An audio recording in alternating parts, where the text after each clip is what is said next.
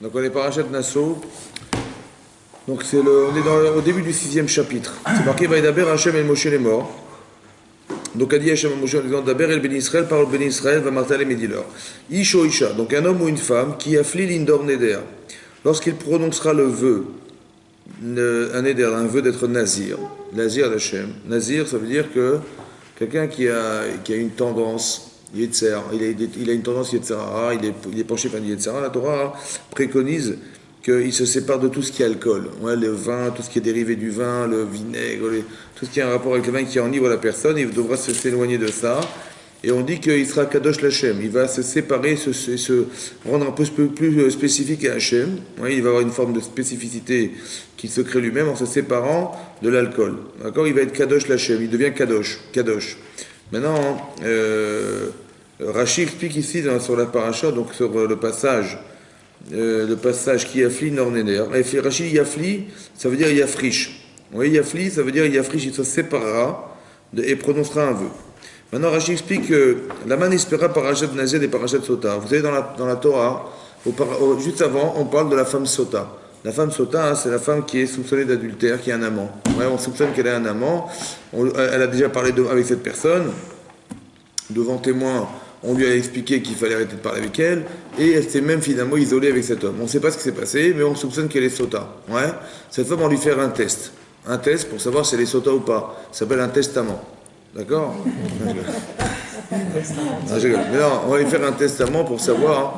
Ça, c'est l'ancienne pratique. Aujourd'hui, ils prennent des détectives et tout, mais l'ancien testament, c'était comme ça se passait comme ça. On lui faisait boire les autres pour savoir si elle était vraiment avec soupçon d'adultère. Et la Torah nous dit, voilà, ça c'est la femme adultère, et après on nous parle du nazir. Pourquoi on a juxtaposé ces deux parachiotes? Il y a une logique de proximité entre les deux passages dans la Torah. Vous voyez, c'est pas par hasard que la Torah elle a mis ce passage juste avant celui du nazir. Alors Rashi explique pourquoi on a juxtaposé ces deux passages. Là-bas, Nispera, parachat nazir, parachat sota. Pourquoi on a mis ensemble la parachat du nazir et celui de la sota? Le marlecha pour te dire. J'ai kol aroes sota bekilkula. Tout celui qui verra une femme comme ça se détériorer, Yazir Asmo Minayain, il devra s'interdire de boire du vin, s'éloigner du fait de boire du vin. Tout celui qui va voir une femme se dégrader de cette manière, il devra s'éloigner de ce qui a provoqué cette déchéance. Ouais, donc lui-même, il va s'éloigner du vin. Ça va? Et c'est pour ça qu'on a juxtaposé ces deux parachutes.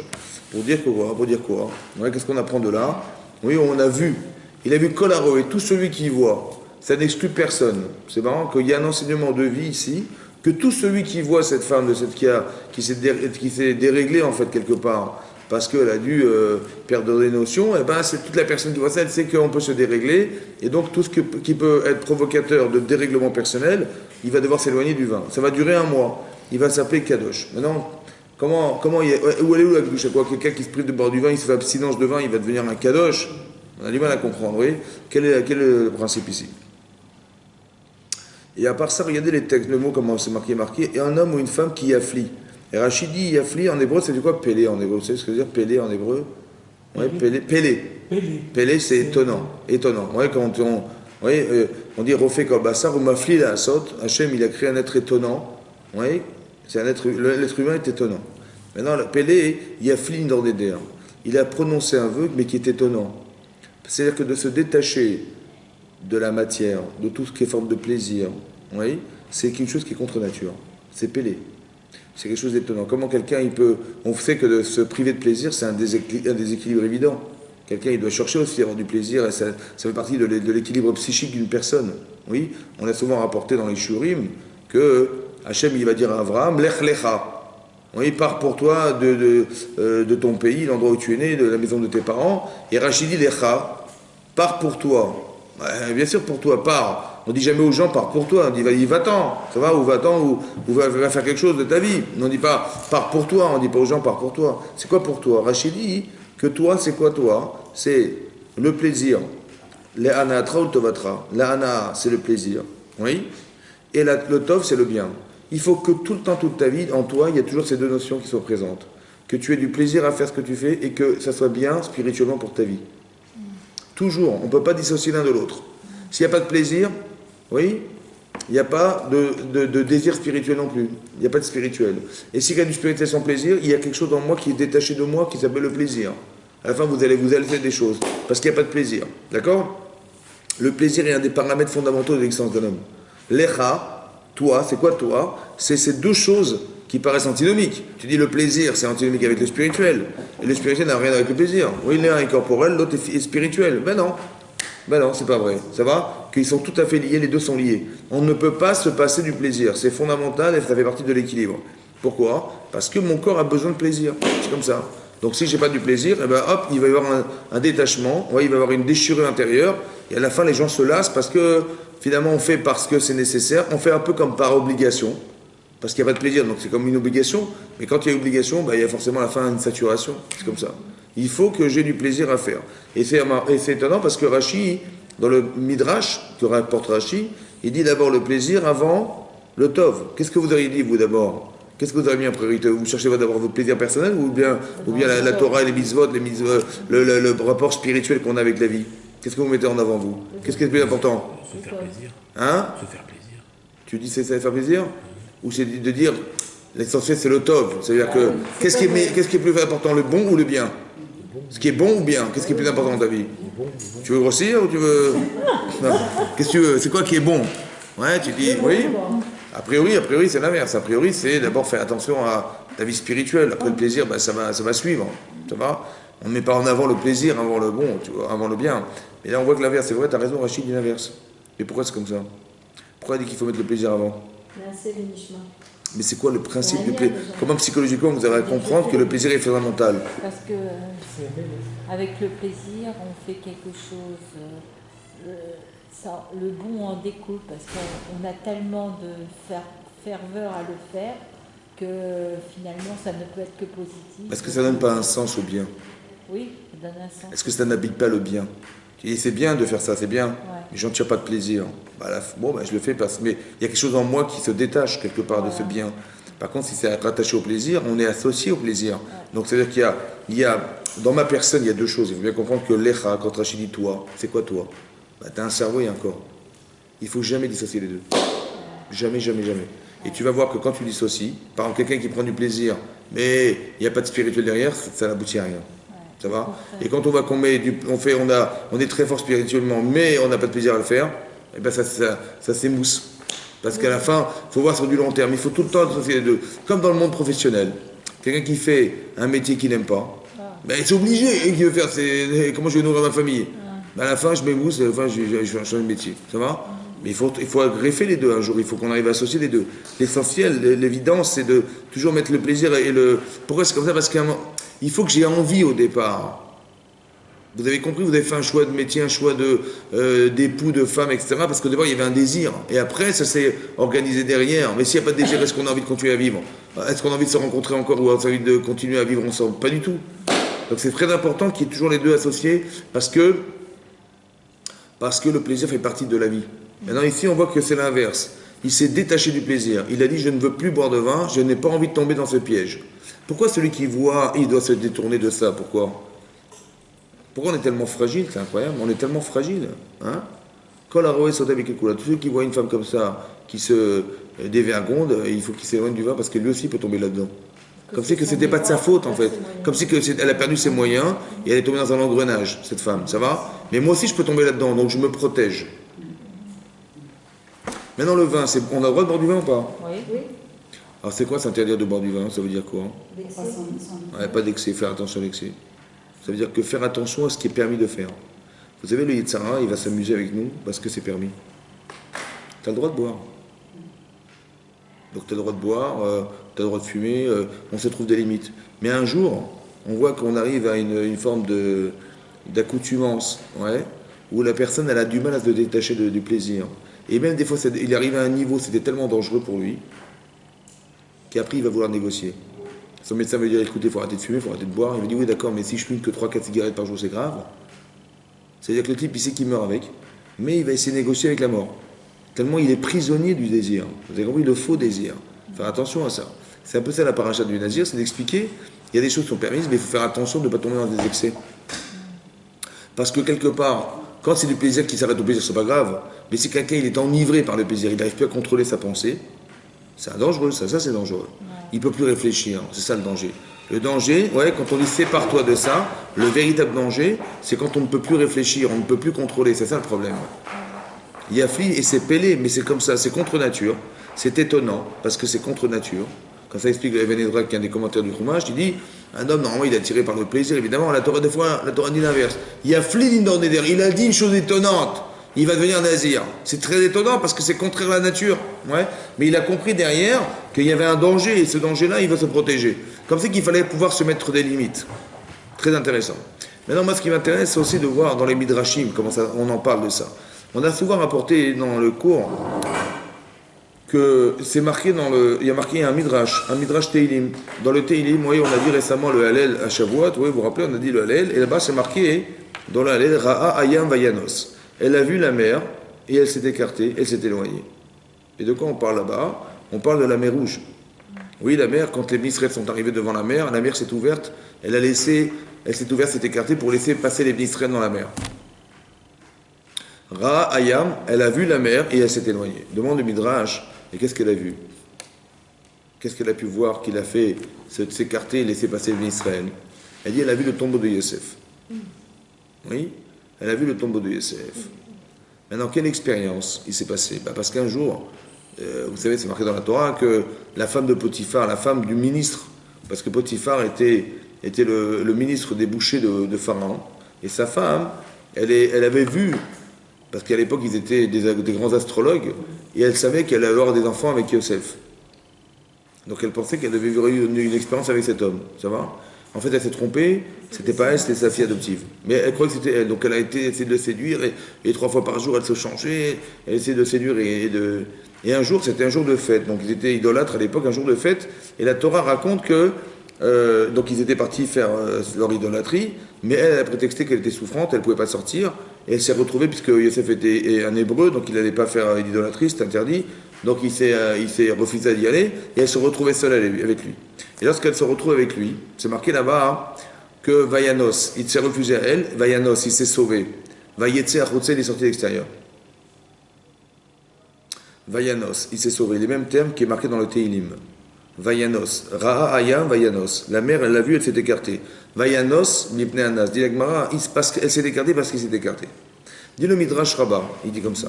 La bouche qu'il n'a pas embrassée, Vaïcha Kolami, il a embrassé tout le peuple. Ça veut dire qu'il le mérite de nourrir toute l'Égypte. Il dit le cou qui ne s'est pas penché vers elle, on lui a mis un collier du roi sur le cou. Le corps qui n'a pas touché cette femme, qui ne l'a pas pris, ouais, on lui a mis un beged, shaïd, donc un vêtement de soie. La main qu'il n'a pas touchée, il a eu la bague du roi. Ça va? Et la pensée qu'il n'a pas eue, il a été chacham, on l'appelait Avrer. Avrer, c'est quoi? Av, Bechorma, il était père dans la sagesse. Verar Beshanim était jeune dans son âge. C'était un jeune homme, alors qu'il avait une sagesse extraordinaire. D'où ça vient? Parce qu'il a contrôlé sa mahashava, sa pensée. Voilà ce que dit Midrash. Et le fait qu'il se soit sauvé, la mer va s'ouvrir. Bon, quel était le plus grand mérite? On va voir, on dit comme ça. Il a évité une avéra. Il n'a pas touché, il ne l'a pas embrassé, il ne l'a pas pris dans ses bras, il n'a pas, etc., etc. Il s'est pas penché vers elle. Tout ça, ça a eu des mérites. Mais dans c'était quoi le plus grand mérite? Vous avez d'un côté, il a nourri tout le peuple, et d'un autre côté, le clan d'Israël, les millions de juifs qui se trouvent devant la mer, prisonniers devant la mer, ils ont pu se sauver parce que monsieur, il s'est refusé à cette femme. Il s'est sauvé. Quel est le plus grand mérite qu'il a eu? De s'être sauvé ou de ne pas l'avoir embrassé? Qu'est-ce qui était le plus grand? De s'être sauvé ou de ne pas l'avoir embrassé? C'était plus grand ça? Il y a marqué qu'il n'a pas embrassé, il a nourri tout le peuple d'Égypte. Et d'un autre côté, il s'est sauvé, il a sauvé le clan d'Israël. Et c'est grâce à ça qu'on a pu traverser la mer, on a reçu la Torah. Mais sinon, on n'aurait pas reçu la Torah. Qu'est-ce qui est le plus grand mérite? De s'être sauvé ou de ne pas l'avoir embrassé? S'être sauvé. Qu'est-ce qu'on apprend de là? Que s'être sauvé, c'était le plus grand mérite qu'il ait pu avoir. De s'être sauvé, ça veut dire quoi? Qu'est-ce qu'on apprend de là? Il ne s'est pas mis en danger. Exactement. Ça veut dire qu'on apprend de là qu'il aurait pu se mettre en danger s'il avait voulu confronter l'épreuve. Il a dit, je me sauve. Le Ramban, il dit là-bas, le Ramban, il dit, dites-moi à votre avis, qui c'est qui était plus fort? C'était Yosef ou cette femme? Hein? Qui était plus fort physiquement? Qui c'est qui est plus fort? Un homme, il est plus fort qu'une femme en général. Bon, non? Ah, ta femme, elle est plus forte que toi. Okay. Mais non, en général. Mais non, Maintenant, pour celles qui font de la muscu.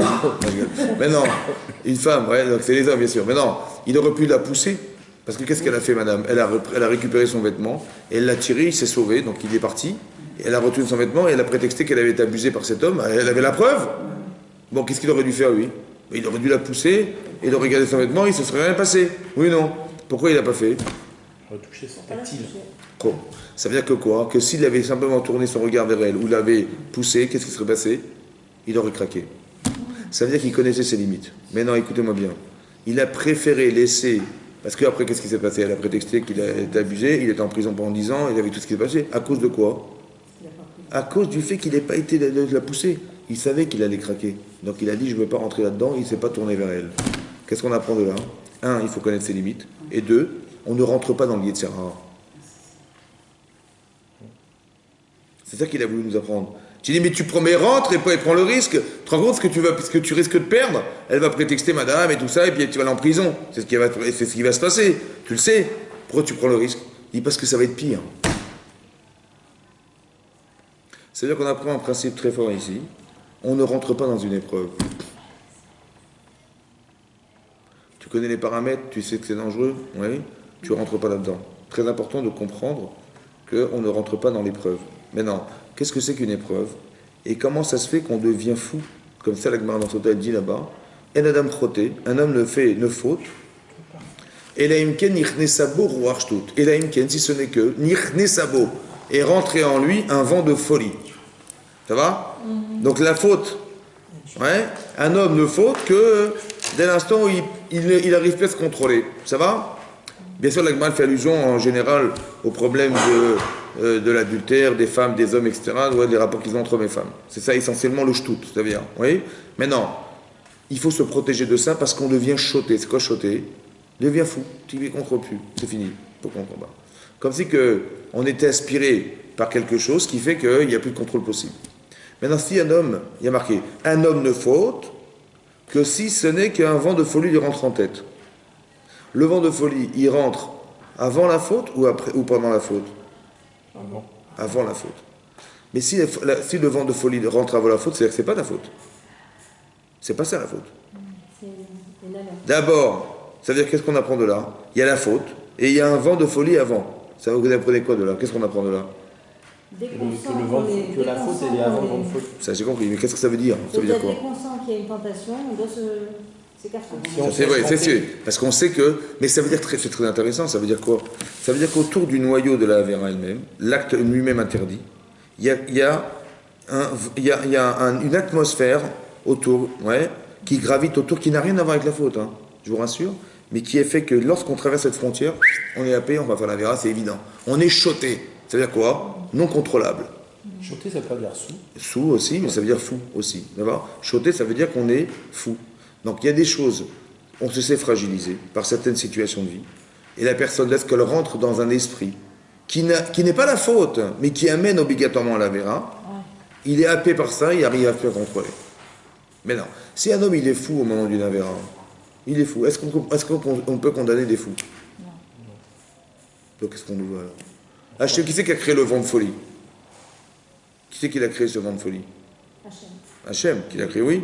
C'est-à-dire que ma fragilité fait que dès que je passe une certaine, je sais pas, il y a une atmosphère, des photos, des images, des parfums, je sais pas, n'importe quoi, qui fait que le type il va fantasmer, il va perdre ses moyens, il va fauter. Ça va?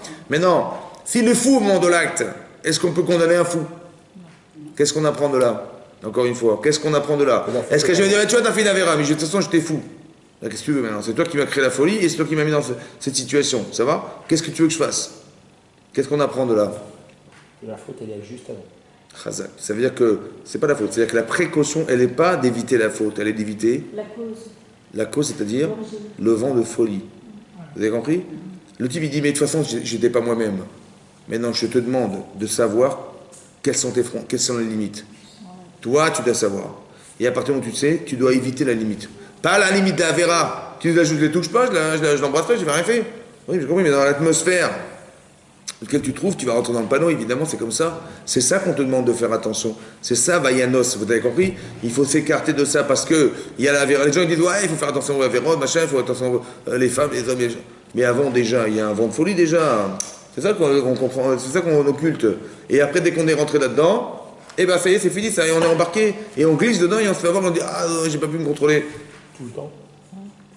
En général, dans des grandes avérotes. Dans des avérotes qui sont répertoriées dans des choses qui sont très attirantes, comme l'argent et les femmes. Les femmes et les hommes, voilà. Ça, c'est des trucs qui sont très prenants. Vous voyez, dans lesquels il y a beaucoup de... Pourquoi il y a beaucoup de rouages là-dedans? Pourquoi il y a beaucoup de vent de folie dans ces choses-là? À votre avis, non, vous savez pas? Parce que c'est piquant. Pourquoi c'est piquant? Pourquoi justement? Par exemple, tu vois un arbre, ça t'attire pas? C'est interdit, Hein? c'est grave. Mais pourquoi c'est plus interdit pourquoi il y a plus d'attirance que d'autres avérotes dans la vie? Pourquoi? C'est plus grave. Hein? Parce que c'est plus grave. Mais pourquoi? Parce qu'Hachem a mis quelque chose de Parce très... que c'est Encore une fois, il y a beaucoup d'Yetzirah dans ces avérotes. beaucoup. Parce Il y a que beaucoup ou c'est pas? très dur. Parce que Quand il y a beaucoup, c'est parce que c'est très dur. c'est parce que très ou parce que c'est très important de respecter. C'est parce que c'est pourquoi c'est plus dur. Pourquoi il y a beaucoup d'Yetzirah? Alors je vous explique un principe. Dans la vie, quand il n'y a pas beaucoup d'Yetzirah, il n'y a pas beaucoup d'implication personnelle. Il n'y a pas beaucoup de choses à gagner. Vous avez compris ou pas? Non, écoutez-moi. Quand il n'y a pas beaucoup d'Yetzirah dans sa vie, c'est que ça ne nous concerne pas tellement. Ça ne vous parle pas. Parce que l'Yetzirah, il sait exactement ce que vous êtes. Il sait ce que vous devez faire. Et il sait ce qui vous doit vous empêcher de faire. Ça va? Mais non. La femme, c'est fondamental. Le mari, c'est fondamental. De survivre, c'est fondamental. Donc c'est l'argent et c'est les femmes. Et c'est les hommes, c'est comme ça. Ça va? Il y a un vent de folie là-dedans, pourquoi? Parce que si tu réussis à maîtriser ça, tu deviens parfait. On dit que, par exemple, c'est marqué dans la Gemara Yevamot, la Gemara dit que tant qu'un homme n'est pas marié, il ne s'appelle pas un homme. Ça va? Il n'a pas de bracha, il n'a pas de bénédiction, il n'a pas de simcha, il n'a pas de Torah, il n'a pas de mura, il n'a pas de barrière, il n'a rien. Ça va? Pourquoi? Quelqu'un, il a étudié à la yeshiva. Ça fait 10 ans qu'il est à la yeshiva. Il a fait la yeshiva Ktana, il est parti à 13 ans à la yeshiva, il a 23 ans, il ne s'est pas marié. Il avait 10 ans d'études. Il n'a pas de Torah, lui? Il a de la Torah ou pas? Oui ou non? Eh bien, la Gemara dit non. Tant qu'il n'est pas marié, il n'a pas de Torah. Pourquoi? Il avait 10 ans d'études, il n'a pas de Torah. Il n'a pas de simcha. Mais si, c'est s'amuser. Pourquoi il n'a pas de simcha? Parce que je vais vous expliquer. Hein? Tu n'as pas participé à la création. Dis-moi, ton premier enfant, comment ça s'est passé? Ça va, tu étais content ou pas? Le jour de ton mariage. Est-ce que tu peux retrouver une joie pareille dans la vie? Non. Non. Il n'y a pas de simcha. On ne parle pas qu'il n'y a pas du tout de simcha. Il n'y a pas la simcha qu'un homme il doit attendre un jour dans sa vie. Que de pouvoir recréer, d'exister. D'accord? Une femme qui n'a pas d'enfant, si elle est très triste, il faut qu'elle arrive à construire cette vie-là. Mais une femme, elle a besoin de ça. Ça peut être la simcha, la joie. C'est quoi la joie finalement? C'est tout ce qui. Si j'arrive à faire que, entre mon spirituel et mon corps, j'arrive à créer des liens très forts, j'arrive à la joie. Et plus j'écarte mon corps de ma tête, et plus je m'inquiète, et plus je suis triste. Et Sarah, qu'est-ce qu'il veut faire? Il veut écarter ça. Nous, on doit rapprocher au maximum. Ça va? Il faut rapprocher son corps de sa tête. Pourquoi c'est comme ça? Parce qu'on est construit comme ça. On ne peut pas dissocier. Tu dis, là, il doit y avoir du plaisir et du tov. Du plaisir et du tov, ça amène de la joie. Mais s'il n'y a pas du plaisir, il y a du tov. Ou il y a du tov, il y a du bien, mais il n'y a pas de plaisir. Il y a un dysfonctionnement, ça amène de l'inquiétude, de l'angoisse, du stress. C'est l'inverse qu'on doit faire. Ça va? Dans le Yitzhara, qu'est-ce qu'il va faire? Là où vous voyez qu'il y a beaucoup de Yitzhara, c'est que c'est là que votre avodat Hashem, elle a un sens. Et plus c'est fort, plus c'est vital. Plus c'est fort, plus c'est vital. On voudrait nous faire échapper à quelque chose de fondamental, de vital. J'ai beaucoup de Yitzhara. Ça va? Dans les mitzvot et dans les avérotes. On m'empêche de faire une mitzvah comme par hasard, et on me pousse à faire une avéra comme par hasard. Pourquoi? Parce que ce que on veut m'amener à faire, ça va me détruire, oui, alors que ça devrait me construire. Par exemple, un exemple très simple. Marqué, il y a une Gemara dans Baba Mitzvah Nafnutret. La Gemara dit là-bas, hein, il y a 3 avérotes, 3 fautes qui font descendre des gens dans l'enfer et qui ne les font pas remonter. Et là-bas, Tosfot explique, c'est au moins 1 an, il va rester dans le Guéné au moins 1 an. Ça va? Bon. C'est quoi ces avérotes? Malbib nechavero barabib, quelqu'un qui fait honte à son prochain. Il devient rouge, il devient blanc. Celui qui est mécanique chez Mchavero, il donne un surnom à la personne, l'abruti du village. Ouais. Et celui qui va avoir une relation avec une femme mariée, adultère. c'est un adulte qui prend l'air. Un adulte. Mais non, ces 3 vérotes-là sont très graves. Mais non. Bon, la Gemara elle pose la question, elle dit, mais celui qui donne un surnom, il va faire honte. Ben, c'est pareil que de faire honte à son prochain. La Gemara dit non. En vérité, l'autre, celui à qui on a fait honte, il a rougi blanchi. C'est grave. Mais le deuxième cas, c'est que on l'appelle l'abruti du village, mais il sait qu'il est l'abruti du village. Ça fait déjà 20 ans qu'on me dit l'abruti du village. Ça ne le touche pas. Mais celui qui le dit, il le fait dans l'intérêt de le détruire. Celui-là, il n'a pas de pardon de futur. Vous comprenez? Et celui qui fait adultère. Mais non. Vous avez remarqué que ces 3 principes-là sont des principes qui ne sont pas des principes corporels, mais psychologiques. Dès l'instant où tu détruis du psychologique, tu détruis du psychique, du nefesh, de la conscience, c'est la pire des choses. Quand je détruis la personne psychologiquement, c'est la pire des choses. C'est pire que de le frapper. Ça va? De lui voler son argent. C'est pire que... Voilà, il y a des avérotes qui sont des avérotes corporelles. J'ai envie de manger, j'ai envie de faire des trucs qui ne sont pas cachés. Mais dès l'instant où ça touche au psychique, ça touche à ce qui est psychologique, ça touche à ce qui est mental, très grave, très grave. Pourquoi c'est comme ça? Ben c'est assez simple, parce que Hachem, il a créé une personne, il a mis un corps, et dedans il a mis une neshama, mais il a mis aussi une conscience, un nefesh, un ruach, etc. Qu'est-ce qui est plus grave à votre avis? De casser la carapace, de casser la carrosserie, ou de casser le nefesh? Donc tout ce que... Pourquoi? Parce que le projet divin, Hachem, il a mis un projet divin dans cette personne-là, mais il est essentiellement dans sa conscience, dans son intelligence, sa conscience. Donc quand je casse le projet divin, je casse le nefesh, la conscience, je casse le projet divin. Divin. Ah, de dire, je lui ai cassé son bras, on va le recoller, ça va, il va se recoller, je lui ai cassé sa jambe, on va la recoller. Ça s'arrange. Mais est-ce qu'on peut arranger quelque chose qui est psychologiquement détruit? L'adultère, ça peut ne jamais savoir. L'adultère. Mais dans l'adultère, c'est un problème corporel ou c'est un problème psychique? Ça peut être les deux. Ah, dis-moi. Quelqu'un, une femme, elle a trompé son mari, le type, il a trompé la femme de l'autre. Si le mari, il sait jamais. Peu importe. En tout cas, est-ce que c'est un plaisir corporel ou c'est un autre problème à votre avis? A priori, c'est corporel. A priori. Mais qu'est-ce que ça va avec la Mishnah? Parce qu'on parle que des problèmes de faire honte à son prochain, de le détruire intérieurement. Ça n'a rien à voir avec du corporel. Mais alors, écoutez-moi bien, avant que je m'énerve. C'est comme ça. Là-bas, vous savez, le Maharal de Prague, il explique dans cette Mishnah comme ça. Là-bas, c'est marqué qu'il y a une Mishnah dans Nida. Elle dit là-bas, Daftet Zayin, elle dit que quand un enfant est conçu, ouais, on est au niveau de la conception d'un enfant. Alors, il y a un ange qui dit, Bat Ploni les Ploni. Cette fille là-bas, elle correspond à cet homme. C'est un garçon. On dit, il y a une fille qui correspond à cet homme. Maintenant, ça veut dire quoi, la fille correspond à l'homme? Ça veut dire qu'un homme, lorsqu'il se marie avec une femme, il se rattache à son féminin. La Neshama, on dit que tant qu'un homme n'est pas marié, il n'est pas un homme. Ça veut dire quoi? Il n'est pas devenu l'homme masculin-féminin. Parce que la Neshama est masculine-féminine. Maintenant, une femme, elle est attirée par un homme, et un homme par une femme, parce qu'on est attiré par du spirituel chez l'autre. Une fois, je vous ai expliqué, je vous ai dit que c'est marqué dans le verset dans la paracha de Bereshit, Vaivra Elokim et Adam. Hachem a créé l'homme. Betselem Elokim Baraoto, il a créé à son image. Zachar, c'est quoi Zachar? Masculin. Ou Nekeva. Bara Otam. Et Bara, il les a créés. Il les a créés. Une fois, c'est marqué qu'il a créé l'homme.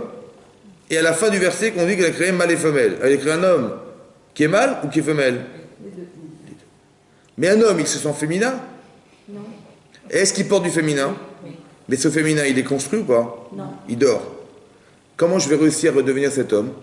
Quand je vais me marier avec ma femme. Mais mon féminin, c'est qui? C'est elle. Mais non. Plus je comprends le féminin, plus je rentre dans la logique féminine, plus j'arrive à nourrir mon féminin. Comment je sais que je l'ai nourri? Parce que je suis réactif au féminin, je sens le féminin, je suis, je comprends le féminin. Ouais.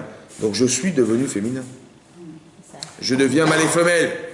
Mais sinon, je ne m'accomplis pas. Je suis Adam.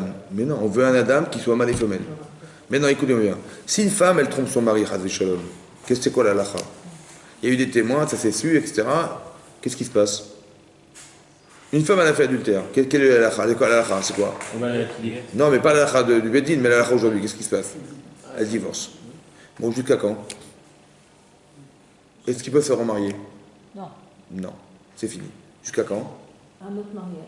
Jusqu'à quand cet homme, il veut retrouver cette femme? Ah, Il peut la retrouver ou pas? Non. Terminé. Jusqu'à quand? ah, donc Éternam. Éternam. Mais non, cette femme-là, elle était censée rester avec lui éternité ou pas? Oui. Elle a fait adultère, madame. Elle devient Assoura. Elle est attaquée de son mari. Jusqu'à quand? Éternam. Donc cette Neshama, elle est déchirée en deux. c'est très grave. C'est ça qu'il explique. C'est très grave. Ça veut dire que le projet divin du départ, que mâle et femelle, on devait créer un être masculin et féminin qui devait rester l'éternité, il s'est arrêté en route. Parce que madame, elle a été par un château route, elle a été déroute. Et. Non, je veux.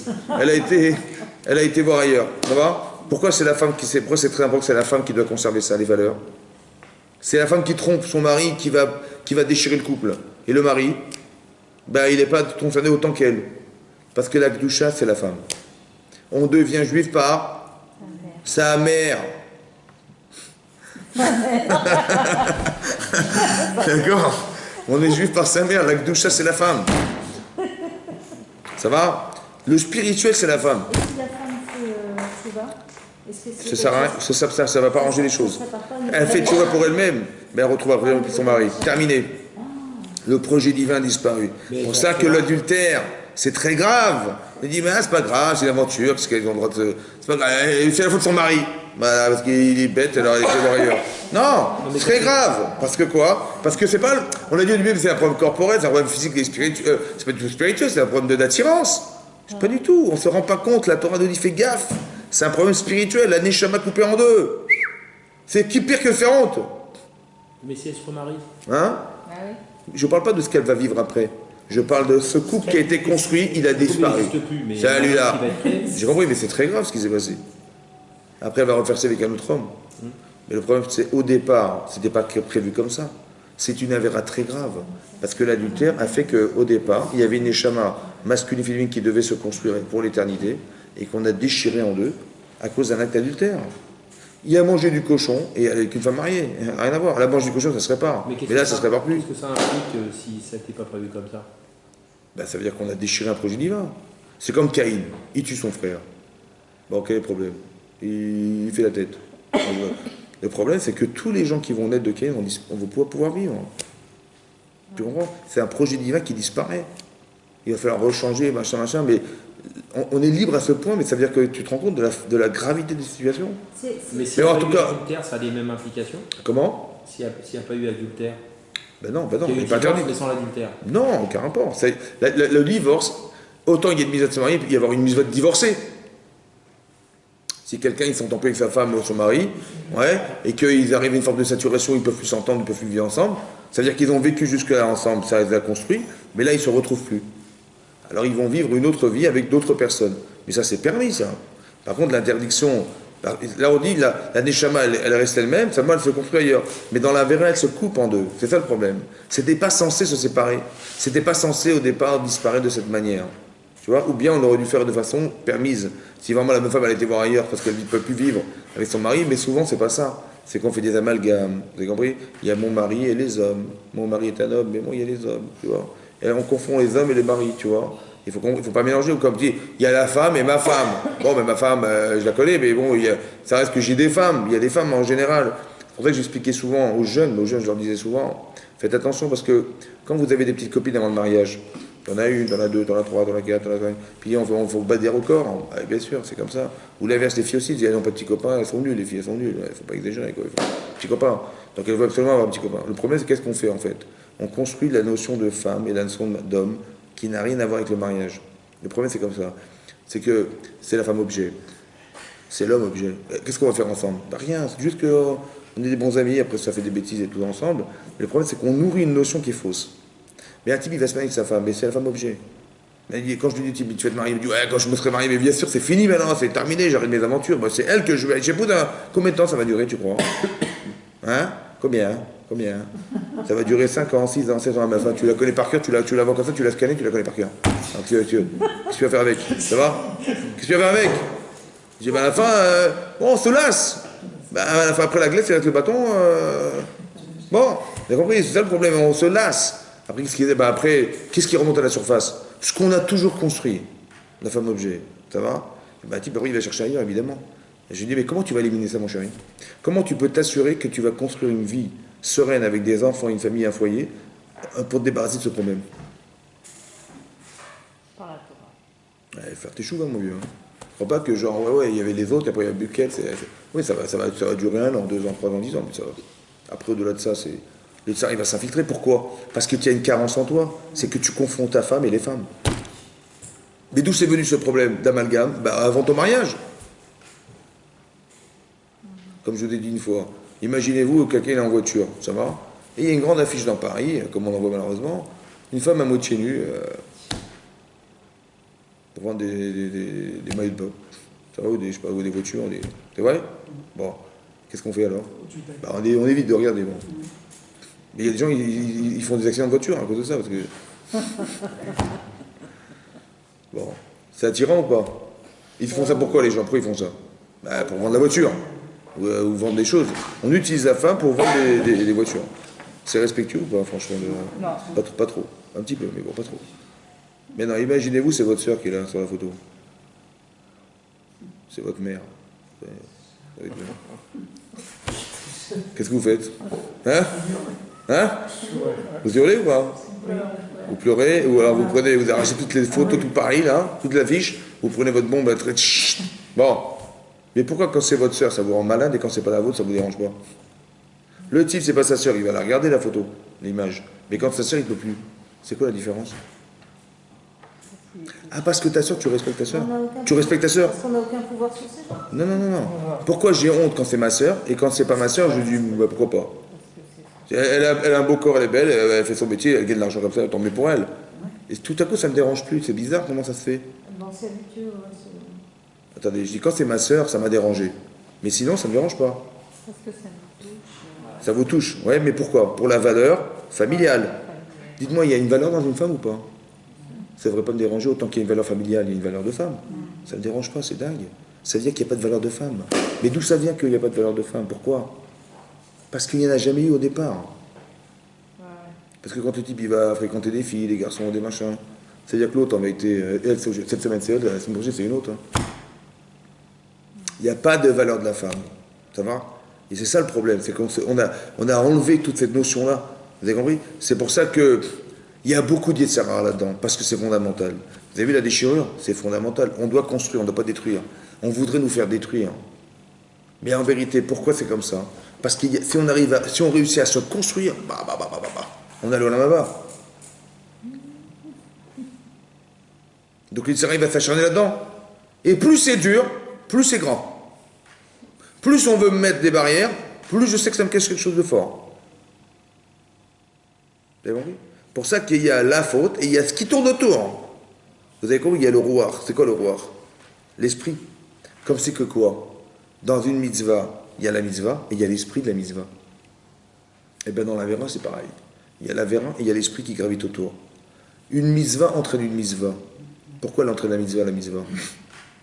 Parce que vous avez créé en vous un rouar, un esprit divin, qui vous fait venir au cours, qui vous fait venir à la prière. Vous avez compris? J'ai tellement de plaisir, j'ai de l'Aïrat Hashem, j'ai de l'Avat Hashem, c'est un esprit en fait, vous avez compris? Et après, cet esprit m'amène à la prière, m'amène à l'étude. Donc il y a la mitzvah d'étudier la Torah, il y a la mitzvah de prier, et il y a l'esprit que j'ai créé qui m'amène à prier. Ça existe dans la mitzvah? Ben forcément dans la vera, évidemment c'est pareil. Pourquoi ce serait différent? Donc il faut faire attention de ne pas tomber dans le piège de la faute, c'est-à-dire, non pas de la faute, mais du faux rouar. Quand on se met des barrières dans la vie, on se met des limites, parce qu'on se connaît. Chacun selon ses fragilités, évidemment. Ça va? Il y a des choses que les gens vont prendre des précautions, mais les gens ne prendront pas. Etc., etc., vous avez compris? Mais c'est très important de comprendre qu'il y a des limites. Il y a le noyau dur de la faute, qui est l'acte lui-même, et il y a quelque chose qui gravite autour, qui s'appelle le rouar, shtout, un vent de folie, incontrôlable. C'est-à-dire que quand les Chachamim, ils ont mis des barrières à la Torah, vous connaissez ce principe? Vous voyez? La barrière à quoi? À la faute ou à l'esprit faux? À l'esprit. Chazak. Le roi shtout. Des fois on dit, mais Chachamim, ils ont fait des trucs. Ça nous paraît tellement lointain. Je dis non, parce qu'ils savaient que psychologiquement, si tu passes la frontière, tu es foutu. Laquelle? On ne la connaît pas. Eux, ils la connaissent. Ils disent, regarde, je te mets une barrière avant, pour ne pas rentrer là-dedans, pour ne pas perdre tes moyens. Tu lui appelles pas la secrétaire par son prénom. Ouais. tu la regardes pas, machin, vous avez compris? Parce que quand on tutoie les gens, c'est habitué, tiens, on prend un café ensemble, machin, après, on s'entraîne. Après, vous mangez des trucs, des catastrophes, évidemment. On s'isole pas avec une femme. Pourquoi c'est comme ça? Parce que voilà ce qui peut arriver, malheureusement. Maintenant, quand tu mets en équilibre tout ce que tu as construit dans ta vie, qui est l'essentiel de ton existence, et tu mets la bonne femme en face, tu dis vraiment, franchement, des bêtises, quoi. Tu as tout gâché à cause de ça, mais franchement, c'est de la bêtise humaine. Tu vois? Et pourquoi on n'a pas réussi à être cohérent? Ben, le rouage tout, hein. C'est un vent de folie qui passe par la tête des gens. Et combien de couples ils se perdent là-dedans? Oui? Parce que monsieur, parce que madame, ils ont fait des bêtises et tout ça, et qu'ils ne se rendent pas compte de ce qu'ils perdent. Très dangereux, oui, indépendamment du principe de famille qu'on détruit, mais on a été plus loin. Carrément, la neshama se coupe en deux. Ça veut dire que la personne, elle est masculine, féminine, sa partie féminine est assour à l'eau, elle lui est interdite. Comme c'est que cette personne qui devait vivre avec elle, elle ne pourra plus, dorénavant, c'est plus possible. Sa vie a carrément changé, et elle a perdu sa raison d'être. C'est énormissime, on ne se rend pas compte. Mais pourquoi c'est comme ça? Il y a beaucoup d'Yetzirara, parce que si tu réussis à te coller avec ta femme, Shalom Baït, la paix des ménages, c'est-à-dire qu'on arrive à se coller, un couple parfait, ben c'est un couple qui va vivre éternellement comme ça, évidemment. Comme avant le mariage, ta femme te manque, eh ben elle doit te manquer toute ta vie. Ah, comment t'as fait avant? Ben tu dois faire toute ta vie comme ça. Et ton mari te manque, ouais. Tu dis, il m'a pas téléphoné aujourd'hui, machin. Tu aimes ton mari? Bah oui, bah avant c'était comme ça, après aujourd'hui, je vais l'appeler tous les jours, ça va, je vais. Mais non, ça doit s'entretenir, parce que il faut qu'on arrive à créer ce lien permanent, parce que demain il y a du Yetzirara. Demain je vais faire la comparaison entre la femme et ma femme, et j'ai un problème. Parce que si je l'aime pas assez, je vais contrebalancer d'un autre côté, je vais me faire avoir. J'ai une mitzvah, une femme elle a une mitzvah d'être aimée par son mari autant que d'être aimée par l'autre. C'est comme ça, fondamental. Sinon on tombe dans des pièges. Comme c'est marqué dans les Sheva Brachot. Les Sheva Brachot, c'est les Sheva Brachot. Après le mariage, on fait des Brachot. Oui? On dit Samer Tessamar, on fait une prière, on demande à Hachem Samer Tessamar, ça veut dire quoi? Samer Tessamar, réjouir, tu réjouiras. Re'im Aouvim, Re'im, des amis, Aouvim, qui sont aimés. Kesamechacha, comme tu as réjoui, Yetzirecha, tes créatures, donc on parlait de Adam et Chava, Began Eden, dans le Gan Eden, dans le jardin d'Eden, Mikedem à l'est. Tu dois te réjouir. On demande à Hachem qui réjouissent ces khatanim là. On dit Re'im Aouvim. C'est quoi Re'im Aouvim? Re'im, c'est quoi des Re'im? Re'im. Re'eu, c'est son prochain, des amis. Ce sont des amis ou des maris et femmes? Des amis. Incroyable. Aouvim. C'est quoi Aouvim? Aouvim, qui sont aimés ou qui s'aiment? Comment on dit s'aimer en hébreu? Aoavim, zedze. Aoavim. Aoavim, ça veut dire qui s'aiment. Et Aouvim, qui sont aimés. On dirait qu'il y a une faute d'orthographe. Ils sont aimés l'un par l'autre. L'un l'autre, ils sont aimés l'un l'autre. Mais non, qui s'aiment l'un l'autre. Tu les réjouis parce qu'ils s'aiment, oui? Ils sont aimés par Hachem. Mais non, il y a marqué Aouvim, qui sont aimés. C'est quoi le principe? Qu'est-ce qu'on apprend de là? Qu'est-ce qu'ils ont voulu dire les Chachamim quand ils ont écrit le texte de la Bracha? Qu'est-ce qu'ils ont voulu dire à votre avis? Pourquoi il n'y a pas marqué des êtres qui s'aiment? Marqué des êtres qui sont aimés. Parce qu'il y a une réciprocité. Ben, qui s'aiment, voilà, qui s'aiment. Non, il y a marqué qu'ils sont aimés. Ça va, vous avez compris la question? Non. Maintenant, je vous pose une question. C'est quoi aimer? Qu'est-ce que j'aime? Ben, j'aime mon mari parce qu'il a une bonne parnassa. Et j'aime mon mari parce qu'il est beau. J'aime ça. Maintenant, s'il a grossi un peu. Ou j'aime ma femme parce qu'elle fait bien la cuisine et elle est belle. Bon, mais quand elle a commencé à grossir un peu, tout à coup, je l'aime plus. Ça va? Et je lui fais la tête et tout ça, je dis, ah, elle est m'embête, elle est lourde, elle est lourde. Moi, vous avez compris? Bon, ça va, mais alors finalement, j'aime quoi finalement? Je sais pas. Je sais pas. Comme il y a des fois, des gens qui perdent leur parnassa, ils perdent leur métier. Bon, ben, ils ont des femmes qui les déchirent. Oui, non, ça existe ou pas ça existe ou pas? Bon. Intérêt, bien sûr. Mais est-ce qu'elle aime quoi chez lui alors? Une femme qui aime son mari, qu'est-ce qu'elle doit dire? Quand elle le voit comme ça, il n'a pas de parnassa, il trouve pas de boulot. Qu'est-ce qu'elle lui dit? Elle va dire quoi? Est-ce qu'elle va lui dire, mais tu sais pas chercher, mais tu fais n'importe quoi de ta journée, ouais? Regarde, il n'y a plus rien au frigidaire. Alors, on va manger comment ce soir? Et tu te rends compte, quand je suis bête, il y avait un type qui me courait derrière, il est milliardaire, et il y en a que j'ai épousé maintenant. Hein? Bon. C'est positif. Elle est gentille ou pas? Mais elle aime son mari ou elle aime son argent? Eh oui. Et qu'est-ce qu'on aime? On ne sait pas ce qu'on Alors, aime. est-ce qu'elle était prête Je sais pas. Il y a des gens qui se marient. Ah, l'autre, il y a une femme qui était très belle, comme il est marqué, comment il s'appelle? Achashverosh, vous vous rappelez Achashverosh? Il était un peu zinzin, un peu sous. Maintenant, il a condamné sa femme à mort. Et quand il s'est dessoulé, il a regretté quoi? Il est marqué qu'il a regretté sa femme. Rachid dit qu'il a regretté sa beauté. Alors, khalas. Il n'a pas regretté sa femme. Non. Il a regretté le bibelot, la beauté. C'est un truc de malade. Bon, mais il aime sa femme. Il aime quoi finalement? Bon. Maintenant, on ne sait pas aimer en fait. On ne sait pas ce que ça veut dire aimer.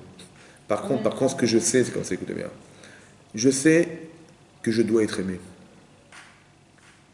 À Aouvim, c'est quoi Aouvim? C'est d'être aimé par l'autre. Mais non.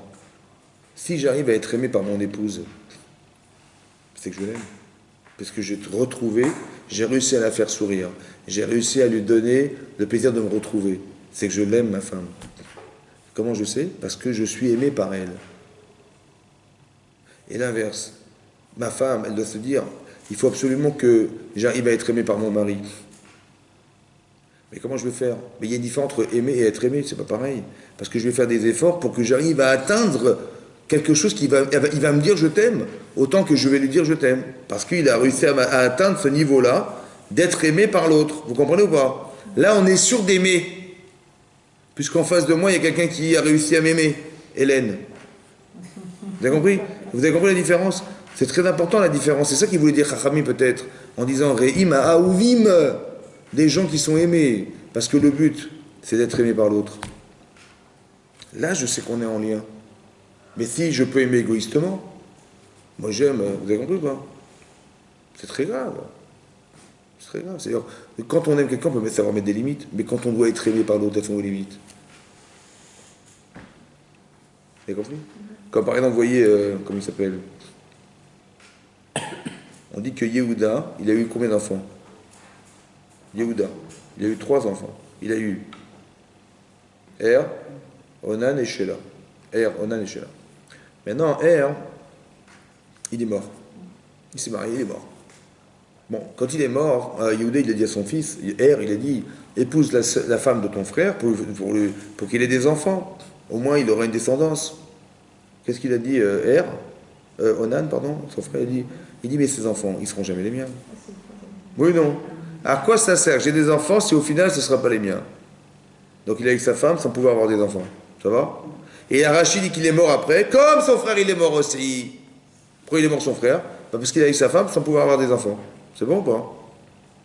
Pourquoi, dit Rachid? Parce qu'il ne voulait pas qu'elle grossisse, madame. Parce que si elle est tombée dans ça, c'est un peu bidon, franchement. Bon, donc il a dit, il ne voulait pas qu'elle grossisse. Donc il a eu peur de ça. Et donc il a voulu profiter d'elle, sans qu'elle ait le plaisir et la joie et le bonheur d'avoir des enfants. C'est un petit peu égoïste, franchement, non? Oui, non. Maintenant, qu'est-ce qu'il aime chez elle? Mais trop compte, il est. Mais si je dis, moi, mon but, c'est d'être aimé par ma femme, est-ce qu'il aurait pu faire une chose pareille? Elle va souffrir, elle, ou pas? De jamais pouvoir être mère, c'est une souffrance énorme. Mais si je veux être aimé par ma femme, il faut qu'elle arrive à être mère un jour. Donc je veux avoir des enfants avec elle, évidemment. Mais si j'ai dit, mais j'aime ma femme, mais j'aime quoi? Mais en fait, je ne sais pas ce que j'aime. Est-ce que vous aimez le poulet? Le poulet grillé, vous l'aimez ou pas? Vous l'aimez ou pas? Mais grillé, hein. Bon, mais si vous l'aimez, pourquoi vous l'avez tué? Vous l'aimez le poulet? Mais si vous l'aimez, pourquoi vous l'avez tué pour le manger? Hein? Mais si vous aimez le poulet, il ne faut pas tuer le poulet, il faut le cajoler. Mais comment on peut le manger, Birlal? Peut-être qu'on s'aime alors, peut-être qu'on n'aime pas le poulet, on s'aime à travers le poulet. Et ce problème, il est conséquent de quoi? Parce qu'on ne sait pas aimer. En fait, j'aime pas le poulet, je m'aime, je m'aime moi, j'aime le goûter le poulet. Ah oui, il faut le tuer pour le même. Et le danger, c'est ça, c'est qu'on peut tuer les gens par amour. Il y a un grand Yitzhara là-dedans, vous comprenez qu'il y a un grand Yitzhara, pourquoi? Parce que c'est derrière, c'est fondamental ce qu'on va construire. Donc il y a un gros Yitzhara de séparer. Il ne faut pas tomber là-dedans, ça va? Tu vois que c'est dangereux. Mais d'un autre côté, tu te dis, ah, mais j'atteins un but dans ma vie parce que je sais que j'ai Yitzhara. Nous, on a peur du Yitzhara, c'est vrai ou pas? Mais on doit avoir peur. Mais d'un autre côté, c'est un révélateur. On doit avoir une grande simra dans l'avoir, hein, parce que ça veut dire que je suis en train d'atteindre un but. Maintenant, je dois avoir la chorma, l'intelligence de comprendre à travers la Torah comment ça se solutionne. Yosef, il a fait une mitzvah de malade mental, il s'est refusé à une femme. Et grâce à ça, ça a permis à la mère de s'ouvrir. Est-ce que vous vous rendez compte de ce que ça veut dire ça? Hein? Est-ce que vous vous rendez compte qu'on a utilisé une mitzvah qui était de la vie courante d'un homme qui s'appelle Yosef pour faire un miracle extraordinaire que la mère va s'ouvrir et toute l'Israël va sauver? Il a fait une mitzvah tout seul ou avec des autres? Seul. Mais comment ça se fait que tout seul, il a sauvé tout le clan Israël entier? Comment vous comprenez ça, vous? Des millions de personnes qu'on est sauvées par une mitzvah. Par éviter une avéra. Éviter une avéra. Qu'est-ce qui est plus fort, faire une mitzvah ou d'éviter une avéra? Éviter la merde. Pourquoi? C'est plus difficile. C'est plus fort, parce que c'est plus difficile, ouais. Mais aussi parce que quoi? Elle devient mitzvah. Après. Pourquoi c'est plus difficile? Mais c'est plus glorifiant. Hein? C'est plus glorifiant. C'est vrai. Mais c'est plus difficile. Donc, j'ai fait plus d'efforts. Ouais. Donc, j'ai exploité plus de moi. Donc, j'ai renforcé plus de moi. Bien sûr. Est-ce que ce qui est plus fort, c'est Yitzhara Tov ou Yitzhara Hara? Qu'est-ce qui est plus fort? Les Yitzhara Hara ou les Yitzhara Tov? C'est de faire une mitzvah qui est plus fort que de faire une avéra? Qu'est-ce qui est plus fort? Le Yetzirah. Yitzhara Hara. Pourquoi j'ai bien fait ça? Pourquoi il n'a pas mis équilibré?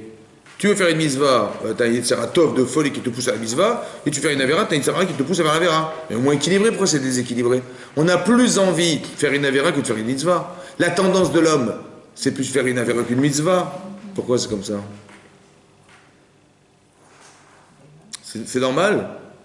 Mais non, fais du 50-50. Au moins, c'est équitable. Ben non. Pourquoi? Pour arriver à un équilibre. Mais non, c'est pas normal, il fallait faire 50-50. Autant de désir de faire une mitzvah, autant de désir de faire une avéra, la même chose. Pourquoi je te dis non, on a plus envie de faire des avérotes que de faire des mitzvot. Et le Yitzhara, il est plus fort dans l'avéra que dans la mitzvah. Pourquoi? Hein? Vous savez? Parce que quand tu dis non, Yitzhara, ça n'est possible de dire non, Yitzhara, que s'il y a déjà du tov dans ta tête. Il faut qu'il y ait du bien pour que tu puisses avoir un référent de bien et dire non au reste. Mais s'il n'y a pas de bien, il n'y a pas de mal. C'est parce qu'il y a du bien qu'il y a du mal. Tu dis, mais comment j'ai fait ça? C'est honteux. Mais pourquoi les deux, tu sais ce qui est bien et ce qui n'est pas bien, toi? Parce que tu as fait du bien, que tu sais qu'en contraste, tu fais ce que c'est que le mal. Mais qu'est-ce qu'il veut Hachem? C'est plus, on va dire comme ça, le mal, il me pousse à refuser quelque chose. Mais non, ce que j'ai appris, la Torah que j'ai apprise, elle est dans ma tête. C'est vrai? Mais pour qu'elle arrive à exister en moi, pour la faire rentrer dans moi, il faut que je fasse un acte fort contre la chose qui voudrait détruire cette notion. Par exemple, la femme de Potiphar, elle l'attire. Ouais? Et qu'est-ce qu'on voudrait faire? On voudrait faire qu'il fasse un amalgame et considérer que la femme, c'est une femme objet. Et même elle dit, moi je suis un objet. Voilà, je veux que tu viennes avec moi. Ça va? Je dis, mais tu n'es pas une femme objet. Et autant que moi je n'ai pas ces valeurs. Donc j'ai des valeurs en moi, mais je veux refuser ça de façon virulente pour dire oui à la vraie valeur. Mais non, au départ, c'est dans le livre. Mais non, ça devient moi, parce que j'ai dit non dans la réalité. J'ai dit non à la chose, donc j'ai dit oui à autre chose. Forcément, puisque le bien existe. Vous avez compris? Mais si le bien n'existe pas, quel est le problème? Vous avez compris? Je dis, quel est le problème? Je vois pas le problème. Je vois pas le problème. Pourquoi il n'arrive pas à voir? Parce que le bien n'existe pas, donc le mal n'existe pas. Il n'y a pas de contraste. Il faut qu'il y ait deux couleurs pour dire qu'il y a une couleur différente d'une autre. Pourquoi le déséquilibre alors? Comment? Okay. Parce qu'il faut faire un effort contre quelque chose. Parce que quand je fais un effort, je démontre le tov. Je démontre et je deviens fort dans mon tov. Mais quand j'ai fait parce qu'il fallait faire, je n'ai pas vu de force. Il faut une opposition pour créer une force. La pesanteur, c'est pour arriver à soulever au-dessus de la pesanteur, on va faire un effort. Mais c'est ça qui m'a musclé. Quand je fais une mitzvah, il n'y a rien contre moi.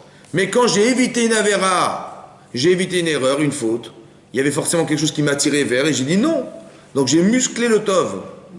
Alors là j'ai fait le tov, là j'ai musclé le tov. Vous avez compris la différence? Je deviens plus fort en évitant une avéra. J'ai plus entériné en moi le tov quand j'ai évité une avéra. Parce que c'est vrai que j'ai pas fait la mitzvah, j'ai évité l'avéra. Mais comment tu as pu l'éviter la faute? Parce que tu avais des notions fortes de tov qui ont permis de contrebalancer le mal. Et donc tu as renforcé le bien en disant non au mal. J'ai dit non, je veux pas. Donc tu as dit non à ça, mais tu as dit oui à quoi alors? Qui c'est qui t'a fait dire non? Ben, le Tov qui t'a fait dire non. Et bien quand t'as dit non, et c'était virulent, c'était fort, il y avait un Yetzirah derrière, t'as dit non, je veux pas, t'as forcément forcé, parce que t'es bien en toi, t'as musclé cette valeur.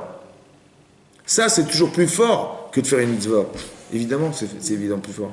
Parce qu'on n'a pas mis Yetzirah Tov qui me poussait à faire la mitzvah, s'il y avait autant, j'aurais eu. Mais la Torah veut dire comme ça qu'on va se construire en se mettant des limites. On va se construire en disant non aux choses. Et ça ne peut pas se construire autrement. C'est comme ça qu'Hachem, il a créé le système des mitzvot. Il a mis le mitzvot, et d'un côté, il a dit, voilà, il y a des tendances. Maintenant, il faut savoir qu'il y a deux repères. Il y a un repère de construction humaine, il y a un repère de réalisation de soi. Qu'est-ce que je dois faire dans ma vie? J'en sais rien. Mais là où j'ai eu du Yetzirah et du Yetzirah Tov, c'est là que je dois comprendre. C'est ça comme si on voulait me dire que ta vie, elle se résume à ces deux tendances. Si tu deviens parfait dans ces deux tendances, tu as gagné ta vie. Tu vois? Et ça se comprend dans les couples. Ça veut dire que si ton couple est épanoui, c'est que tu es un tzaddik. Si ton couple est épanoui, c'est que tu es un tzaddik. Parce que comment tu voudrais que ta femme soit heureuse si tu ne penses qu'à toi? Comment tu voudrais que ton mari soit heureux si tu ne penses que toi? Vous voyez, cette forme d'égoïsme qui nous enferme dans l'amour de soi nous sépare. Tu vois? Et lorsqu'on essaie d'être aimé par la personne en face, c'est là qu'on crée des liens. C'est des rôles inversés en fait. Ouais. Moi je crois qu'il fallait aimer l'autre. Ah, c'est l'inverse parce que tu sais pas ce que tu aimes. C'est comme on dit, je vous dis, il est marqué Ve'ahavta l'iracha kamocha. Tu aimeras ton prochain comme tu t'aimes. Maintenant, Hillel, dans la Gemara, dans Shabbat, il a dit de façon négative, ne fais pas aux autres ce que tu n'aimerais pas qu'on te fasse. Pourquoi il a négativé ce que la Torah positive? La Torah a dit, tu aimeras ton prochain comme toi-même. Lui, il a dit, ce que tu n'aimes pas, ne le fais pas aux autres. Pourquoi il a négativé? Pourquoi il n'a pas dit, tu aimeras ton prochain comme toi-même? Hein? Deux négatifs font un positif. Mais si c'est une addition, non. Non, je rigole. Mais vous avez compris? Mais pourquoi il a négativé? Pourquoi il a dit ne fais pas? On dit non, fais, voilà, aime ton prochain comme toi-même. Pourquoi il a dit ne fais pas aux autres ce que tu n'aimerais pas qu'on te fasse? Pourquoi il a négativé ce que la Torah positive? Pourquoi faire? Il a dit autrement dit, il a dit la même chose. Et pourquoi il a dit de façon négative? Dis-le positivement, aime ton prochain comme toi-même. Oui? Comme c'est marqué dans la Torah. La réponse, je pense, c'est comme ça. Je ne sais pas ce que j'aime. Je ne sais pas jusqu'où il faut aimer. Bon. Par contre, dans le négatif, je sais. Je sais ce que je ne peux pas faire. Donc ce que je dois faire, je le sais. Vous avez compris ou pas? C'est pour ça qu'il est en négatif. Parce que la limite de ce que tu peux faire, c'est dans le négatif que tu le sais. Tu sais quand est-ce que s'arrête le jour? Quand la nuit commence à démarrer. C'est comme ça. La frontière, c'est ce que tu sais. Tu vois, on doit être juif jusqu'à pas être goy. On doit être cachère jusqu'à ne pas être cachère.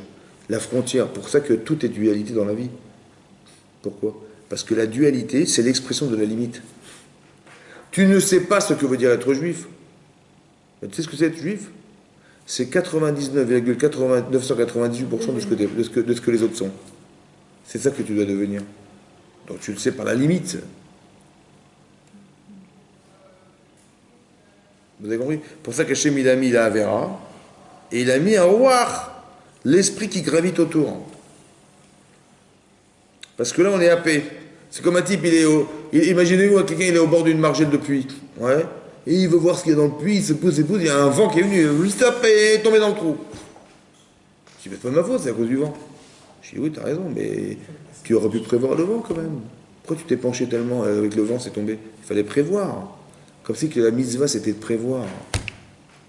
La mitzvah, c'est de savoir mes limites. Il faut prévoir si tu veux rester entier. Quelqu'un qui a fait une avéra, combien ça prend de temps pour enlever la avéra?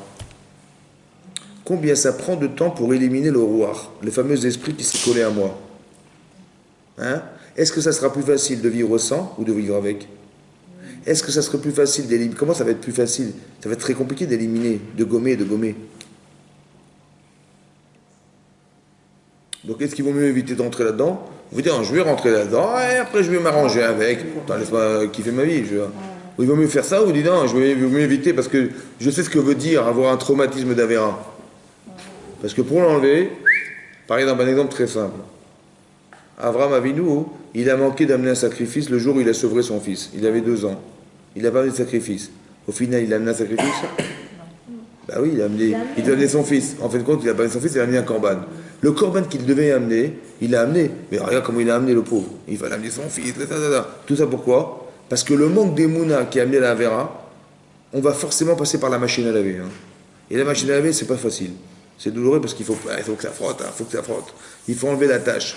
Donc pour enlever la tâche, c'est toujours plus douloureux que de vivre sans.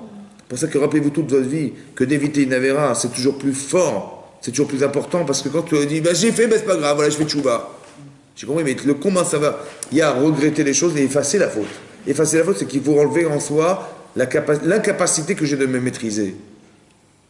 Quand un homme il a envie de faire une Avera, une personne a fait une Avera, il est automatiquement attiré par l'Avera. C'est comme ça.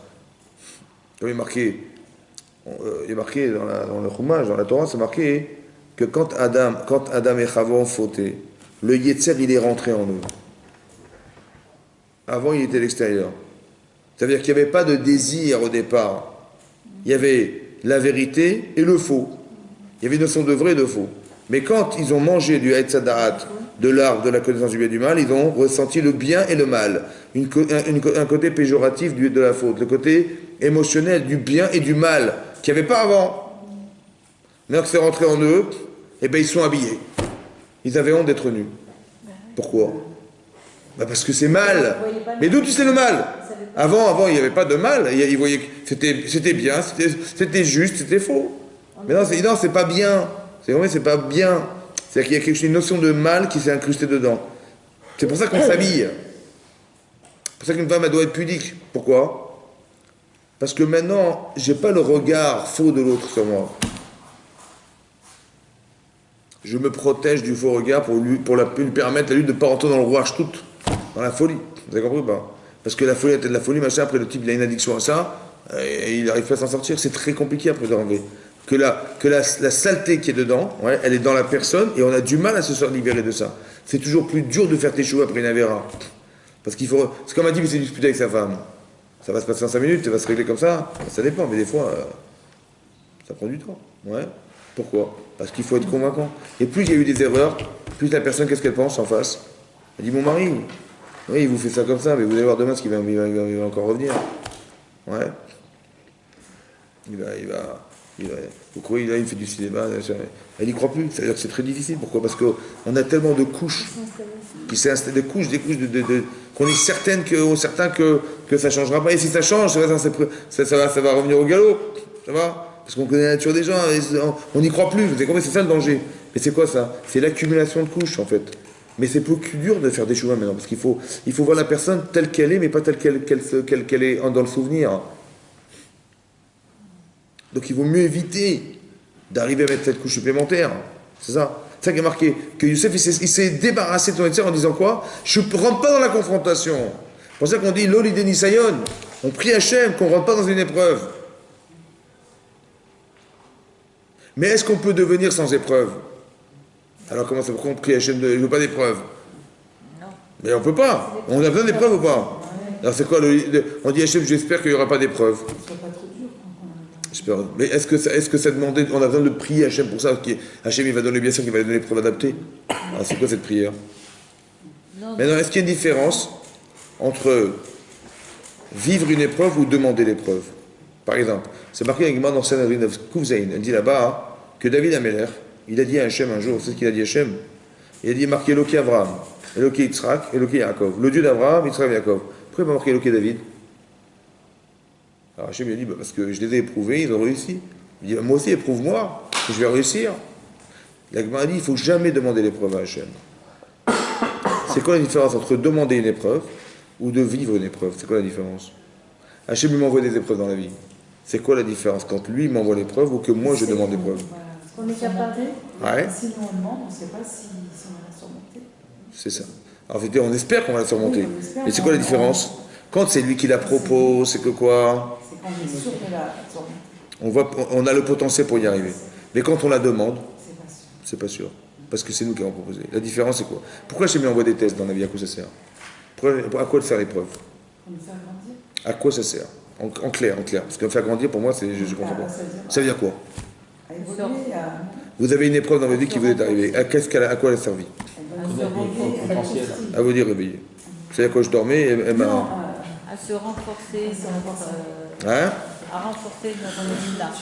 Donnez-moi des exemples d'épreuves qu'on voit dans la Torah, par exemple. Connaître notre potentiel. C'est vrai, donc à nous faire savoir notre potentiel. C'est vrai, à part ça. Par exemple, il y a une épreuve, on a échoué. Qu'est-ce que ça vous apprend? Par exemple, je vous pose une question. C'est qu'on n'avait pas la... Une épreuve, je vous pose une question, une épreuve simple. Est-ce que vous savez plonger? Plonger. Du haut de la piscine. Il y a 50 cm. Vous savez ou pas? Vous savez? Vous savez.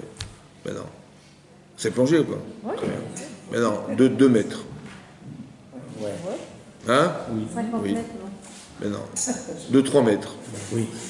De 5 mètres. Plongez la tête là, comme ça. Tac. 10 mètres. Hein? 5 mètres. Non? 5 mètres. Vous voyez la piscine là?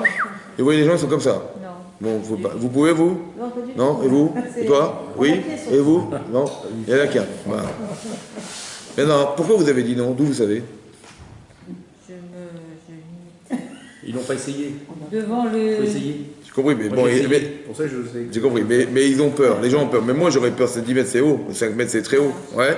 Pourquoi vous avez dit non? Pourquoi vous avez dit non? Je connais mon potentiel. Mais quoi? Quel potentiel? Que vous savez? Vous avez dit non d'office, vous avez raison, vous avez dit non d'office. Mais d'où vous savez que vous n'avez pas? Mais non, vous avez dit non, vous avez sûrement raison. Il faut écouter ce qu'on ressent. Mais pourquoi vous avez dit non? Pourquoi? De peur de quoi? Ils sont pas entraînés. Alors il n'y a pas d'entraînement. Ok, à part ça. À part ça. Ils n'ont pas de courage. Pas le courage. Ok, à part ça. C'est des fables. Et c'est enregistré en plus.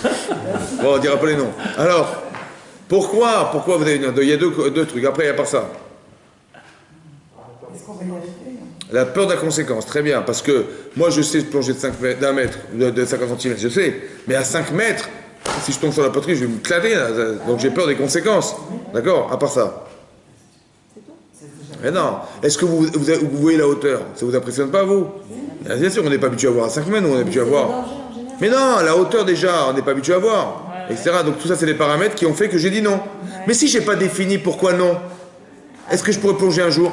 Bah oui. Jamais. Parce que peut-être qu'en vérité, vous savez pourquoi j'ai dit non? À cause d'une chose. Ou peut-être à cause de 4, ou à cause des 5, je ne sais pas. Ouais. Donc il faut savoir pourquoi je refuse. D'accord. Faut définir les paramètres. Pas dire, vous avez raison, vous avez peur. Mais il faut savoir définir pourquoi je n'y arrive pas. Pour pouvoir travailler dessus, y arriver un jour. D'accord. C'est fondamental. Donc, il faut savoir de quoi... Donc l'épreuve, en vérité, j'ai dit, ah tiens, j'ai échoué. Mais pourquoi j'ai échoué? C'est fondamental de le savoir. Vous savez pourquoi? Parce que c'est que pour ça qu'Hachem il a fait. Hachem il savait que j'allais jouer ou pas. Donc il a voulu m'angoisser. On va le faire rater. Ou bien on va lui faire savoir où est-ce qu'il faut travailler et où est-ce que ça n'a pas été travaillé. Vous avez compris ça? Mais si je dis, bah j'ai raté, sans savoir pourquoi, c'est dommage. Parce que ça va se répéter 10 ans, pendant 10 ans, 20 ans, 30 ans. Ça. Il faut savoir décanter le non. J'ai refusé, j'ai pas réussi à cause de tac, tac, tac, tac, tac. C'est comme ça. Oui, j'ai pas eu le courage, j'ai pas habitué à la hauteur, etc. Mais il y a un exemple pour vous expliquer que la notion d'épreuve, c'est une notion de repère. Ouais. Ou alors vous avez réussi. Mais j'ai réussi. Pourquoi? Ben j'ai réussi, je sais pas, j'ai réussi. Mais non, il y avait 5 éléments qui sont en toi. Ils t'appartiennent. Tu pourras les utiliser ailleurs dans d'autres domaines. C'est à toi, Razak.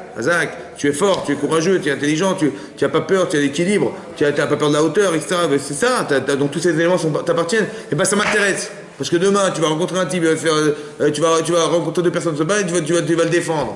Tu es courageux, des fois, voilà, on peut te proposer cette mitzvah, on peut te la proposer. Mais sinon, on ne te la proposera jamais de ta vie.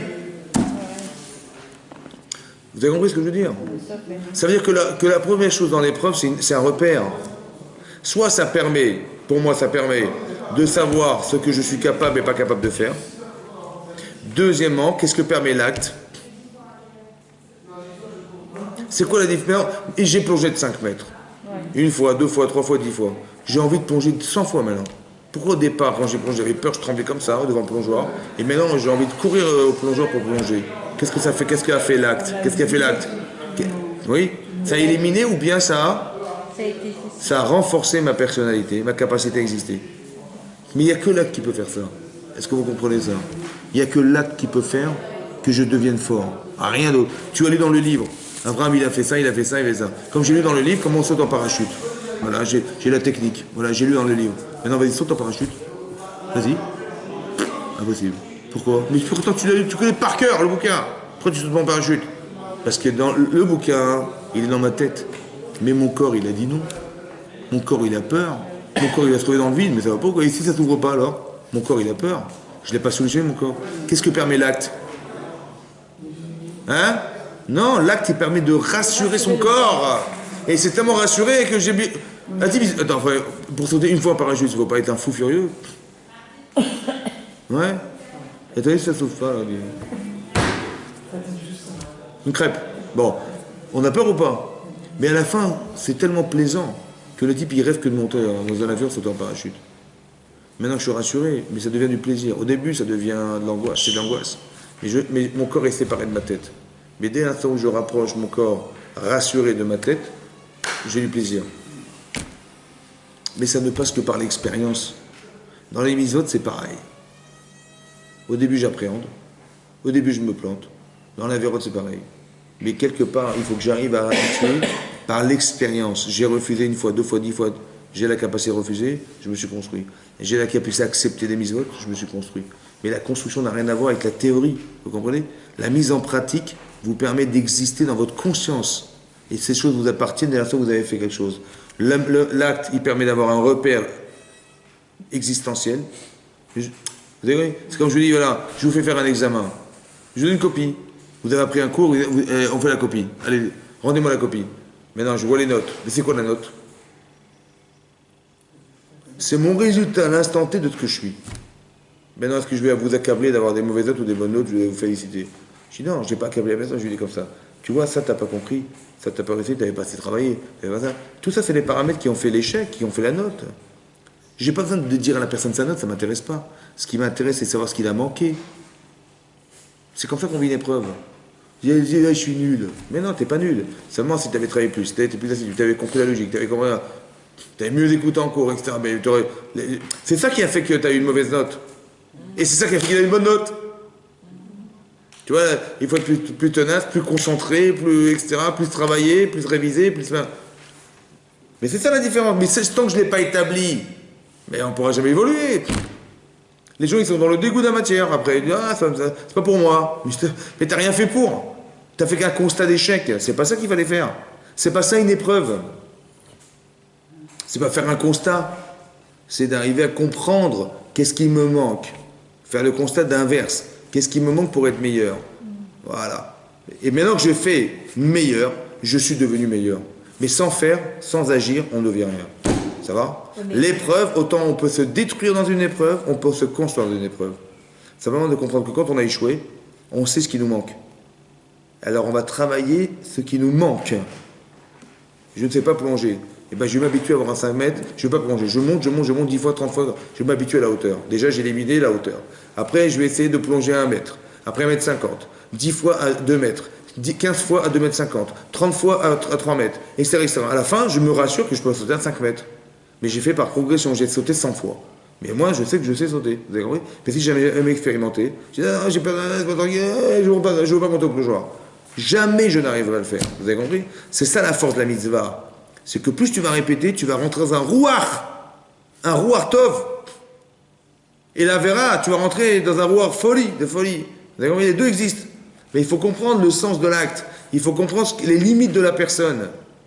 Celui qui voit la sota dans son kilkoul, là-bas, il peut être investi d'un désir de ressembler à cette femme. Parce que tu vois, elle s'est enivrée, machin, là, c'est... Quand les gens, ils fument, ils se droguent et tout ça, pourquoi? Parce que le type, il a vécu une fois d'expérience, il devient une accoutumance, une addiction carrément. Son corps, un type il fume, il a le désir de la nicotine en lui, c'est ça rentrer dans lui. Maintenant, va t'en débarrasser maintenant. La vera c'est pareil, et la misva c'est pareil. Tu as une addiction à la misva, tu as une addiction à la vera. C'est ça, tout ça rentre. Tu agis, c'est rentré. C'est exactement comme la nicotine que tu avales et qui est dans tes poumons, et ton corps il réclame cette nicotine. Ton corps il réclame la faute, ton corps il réclame la mitzvah. Parce que tu as réussi à la faire entrer en toi. Il n'y a que l'acte qui amène à ça. Vous avez compris? C'est pour ça qu'il faut connaître ses limites, c'est fondamental. C'est ça qui est marqué la sota. Pourquoi on a juxtaposé la sota avec le nazir? Parce que la sota, elle s'est perdue dans quelque chose, à cause du vin, à cause de tout ce que tu veux. Le type, il a compris que ça entraîne des folies. Eh bien, je vais me restreindre un petit peu pour ne pas rentrer dans la fausse limite. Et tout celui qui voit ça, il doit être touché par ça. Parce que c'est Minachem qu'on nous a montré. Pourquoi moi je l'ai vu, l'autre il n'a pas vu? Parce que ça me concerne. Hachem, il voulait me dire, tiens, un petit clin d'œil. Vous avez compris? C'est très important de comprendre ces notions-là. Chazak ou Baruch.